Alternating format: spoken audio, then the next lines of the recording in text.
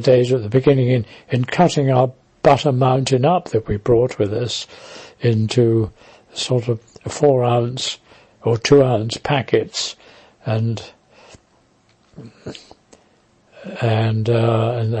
sorting out the oats and the chocolate and the biscuits and all that. And the peak-free biscuits came in a tin, a big tin, a biscuit tin, a sort of a foot by a foot cube, containing lots of smaller tins. And these smaller tins were ideal to pack our day's rations in, as it were, for going out. So I would put in it 4 ounces of ship's biscuits and 2 ounces of Peak Freens biscuits and 6 ounces of chocolate and 2 ounces of butter and so on. Well, that's it. What a wonderful child. And then for the evening we had our pemmican hoosh. Now the pemmican came in sort of 1 pound normal cylindrical tins. They were actually unmarked, and they came in a box as well. And you opened the tin with the tin open the usual way, and inside was a sort of solid brown mass, a sort of bovril coloured, and half a tin of pemmican would go into the porridge pot. It was easy to break up, but it held together quite easy. It was rather like, how could I describe it, rather like hard fudge. And we had dried vegetables, just half an ounce of dried vegetables, which was just sort of bits of carrot and other stuff, which I used to put in one of our mugs to soak up during the absence from the hut, and water, and also a further addition of 2 ounces of oats, and it would brew up into an absolutely splendid stew, because it tasted of bovril, and the bovril, if you just took the pemmican by itself, it had a kind of sludge at the bottom, which was all the where the pulverised beef was. But if it was held in suspension by the oats, and with the little addition of vegetables, it made a nice thick stew, and we had a pint of that each day in a mug filled to the brim, and then we would chew up and spit into it more of the ship's biscuits, 2 ounces of them, and that was our evening meal, and that was all it was.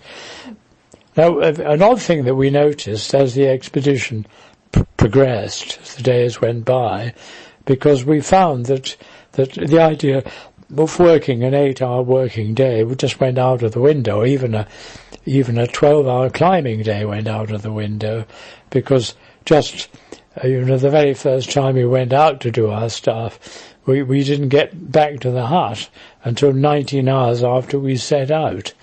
Oh heavens, that's quite an awful. And so it went on, because the 19-hour day became rather a short day. And the average worked out at about 25 hours was our average day from hut to hut. And the effect of this, which was that we noticed that we began to have food fantasies, such as we'd experienced in Iceland.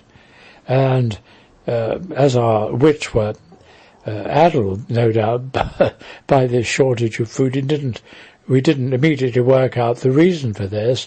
And of course it was that we're eating 24-hour rations over a 48-hour period. Because our days were 25 hours, and then we would sleep. Our sleeping could be anything up to 12 hours at a time. And so we were operating on, as it were, short rations. Oh. So that meant immediately breaking out of more chocolate.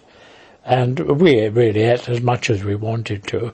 And on the first expedition we took with us, in addition to the butter, an equivalent amount of lard, which we were going to add to the pemmican in the evening.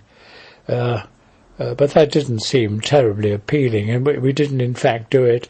And the lard was unopened and just stayed there when we left. Because it was quite unnecessary, because the ration we planned of 5,000 calories a day was excessive. And though our rations held up very well, there was very little over at the end apart from the lard. Good gracious. Our clothing was pretty basic. I mean, we were not on ice. There was no ice in the north part of the island, and we wore a shirt, a sweater, an anorak. We had these cotton anoraks, which we bought at army surplus supplies, and they were quite splendid. They got wet, of course, and they got wet inside, but they were closely woven cotton, which the strands, the threads of the cotton expanded with the wet, and in fact closed out further water, but they were damp on the inside. And if in heavy rain or when it was cold, the putting on a second anorak was the trick. We wore army surplus, trousers. Well, they were very, very good. I'd forgotten now whether we had long johns. I suspect that we did, which we wore all the time. And we had our boots that we had from lorries with trichunis on them. And